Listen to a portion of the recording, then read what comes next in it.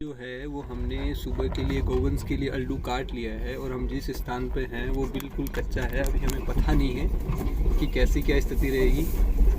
पहली बार हमने टेम्पो अंदर डाला है, बाकी हरी इच्छा प्रबल है, हम इसमें कुछ कह नहीं सकते। बाकी ठाकुर जी की कृपा से आज तक कोई समस्या आई नहीं है। बाकी देखते हैं कैसा क्या रहता है। ये जो चारा है वो सुबह के लिए कटा है ताकि सुबह यदि कोई काम भी आए तो हमें समस्या ना हो।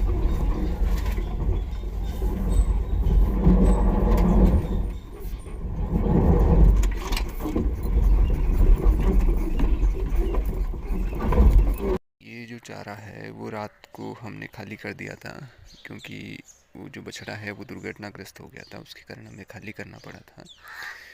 अभी जो वाहन में हम वापस डाल रहे हैं, फिर इसका वजन किया जाएगा, उसके बाद में निराश्रित गोवंश को डाल दिया जाएगा।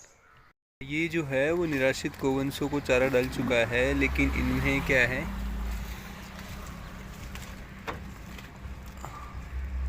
अभी वहाँ तक जो चारा है वो डल चुका है और जो जहाँ संभव हो पा रहा है वहाँ अपना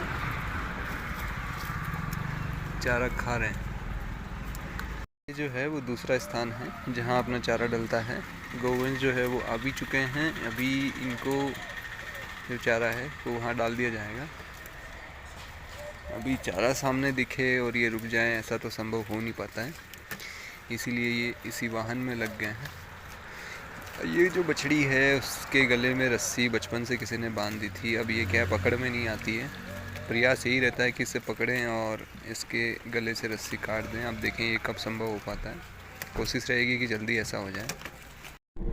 कल एक बहुत ही अच्छी बात हमें पता चली कि निराश्रित गोवंश चारा प्रबंधन के द्वारा चारा जो डाला जाता है, अक्सर लोगों का ये सवाल रहता है कि 1-2 किलो चारे में क्या ही होता होगा इतने सारे गोवंशों में।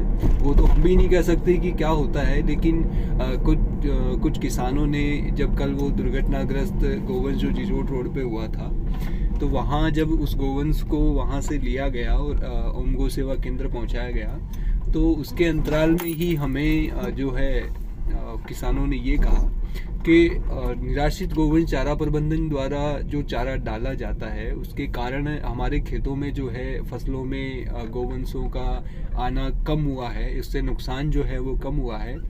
तो ये निश्चित ही है, कह नहीं सकते कि सब जगह ऐसा हुआ होगा, लेकिन जहाँ भी ऐसा हुआ है तो बहुत ही अच्छी